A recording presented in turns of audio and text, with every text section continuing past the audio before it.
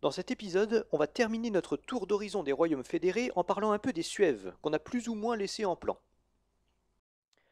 Je vous propose pour ça de revenir légèrement en arrière en 429. Je vous rappelle que les Suèves se sont installés en Galice à l'issue de la Grande Migration, et contrairement aux autres, ils en ont plus bougé.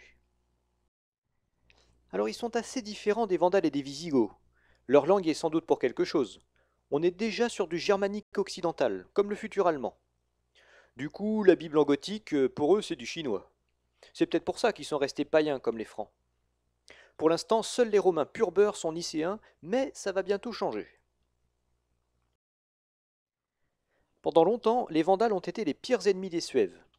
Mais maintenant qu'ils se sont éclipsés en Afrique, l'Espagne se retrouve pratiquement sans défense. Enfin si, il y a les Romains, mais ça, les Suèves en font leurs affaires. En ce moment, les Romains sont complètement débordés. C'est l'époque où les Francs et les Burgondes cherchent à s'étendre dans le nord de la Gaule. Et pendant ce temps-là en Afrique, les Vandales poussent en direction de Carthage. Et par-dessus tout ça, les Visigoths en profitent d'Eurechef pour tenter la conquête du Languedoc. La totale. Le Romain Étius doit faire feu de tout bois, ce qui est d'autant plus compliqué qu'il doit en même temps recadrer d'autres Romains ambitieux qui cherchent à lui contester son autorité. Pauvre, pauvre Étius. Les Suèves jouent sur du velours. En 441, leur roi Réchila prend la ville de Séville, ce qui leur donne la moitié de la péninsule. Ils poursuivent ensuite leur guerre vers le nord-est, mais contre toute attente, Étius les y attend de pied ferme et avec une solide armée derrière lui. Mais comment est-ce qu'il a fait? Il a commencé par calmer les Francs et les Burgondes, d'abord, en leur concédant des royaumes fédérés. Ça lui a permis de repousser les Visigoths du littoral, et au lieu de punir les Visigoths, il a reconnu officiellement leur expansion vers l'ouest. En échange, il leur a demandé de l'aide pour repousser les Suèves en Espagne. Les Suèves sont ulcérés. Ça fait la deuxième fois que les Visigoths viennent leur chercher des noises. L'expansion de leur royaume connaît un coup d'arrêt, et les Visigoths commencent à se dire que décidément l'Espagne est faite pour eux. L'avenir leur donnera raison.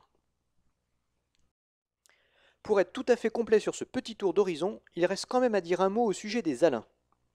En fait, les Alains, c'est pas compliqué, ils sont un peu partout. Certains ont rejoint la Horde des Huns, d'autres ont participé à la grande migration aux côtés des Vandales et ils poursuivent maintenant leurs petites affaires en Afrique. D'autres encore se sont arrêtés en chemin, notamment en Gaule. Ils contrôlent au moins deux secteurs, autour d'Orléans et de Valence. Étius est bien obligé de laisser faire.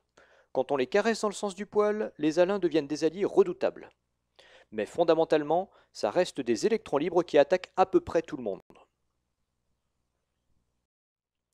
On vient de faire le point sur la situation dans l'Empire vers l'an 450. Maintenant, tout est en place pour accueillir le refroidisseur universel, Attila.